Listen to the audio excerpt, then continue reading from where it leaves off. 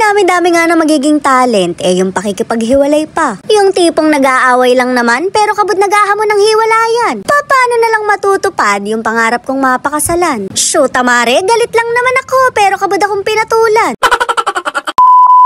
Buo na naman nga ang pamilya ko, kaya nandito kami sa galaan. Napansin ko nga na napakaraming pagkain sa daanan. Kaya naman huminto muna ako dahil may pa-free taste naman. Shoot, Mare, dito ko na yata mairaraos yung hapunan. Ang akala ko nga nung una, sama ni yung tinda nila. Mali pala ako dahil karni yung nalasahan ko. Napagkasarap nga, Mare, dahil libre kasi. Pero hindi naman natin aabusuhin dahil hindi naman tayo PG.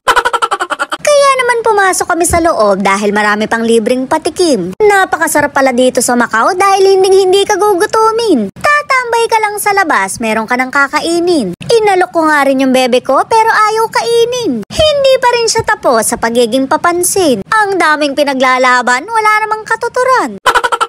Pero kumalma na ulit siya dahil bumilog na yung buwan. Naghanap-hanap na rin ako ng pampaswerte sa sabungan para naman hindi laging talo at umuuwing luhaan. Kawawa naman yung sugar daddy ko, palagi na lang talo sa pustahan. Nagkabati tuloy kami dahil wala na sigurong pampuhunan. Shoot, Mare, buhay na naman ang negosyo ko. Tutubo na naman ako dahil ipapautang ko yung binibigay niyang allowance ko. Ganun dapat tayo kanegosyante, mindset ba, mindset?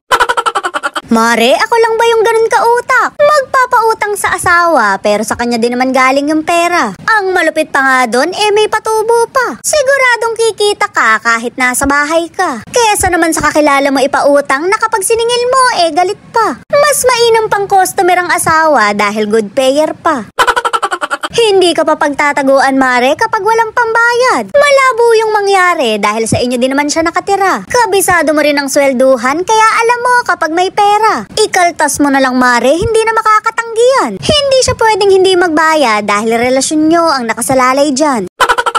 Joke lang, Mare, tulungan dapat sa buhay. Yung pinapautang ko naman, pang sabong lang. Pagka nanalo, may balato pa. Pagka naman natalo, wala siyang katabi sa kama.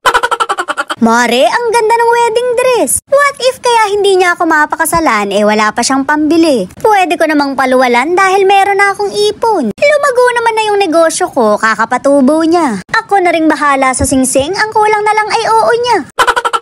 Hindi ko na nga maipaglaban yung damit ko, kaya tinanggal ko na. Sobra init, Mare, parang gusto ko na lang maging hotdog sa ref. Tamang palamig ka lang sa loob dahil walang magpapatay ng ref. Ang hirap kasing maging tao dahil kapag tinanghali ka ng gising, papatayan ka na ng electric fan. Shoot, Mare, gigising ka na lang talagang pawisan.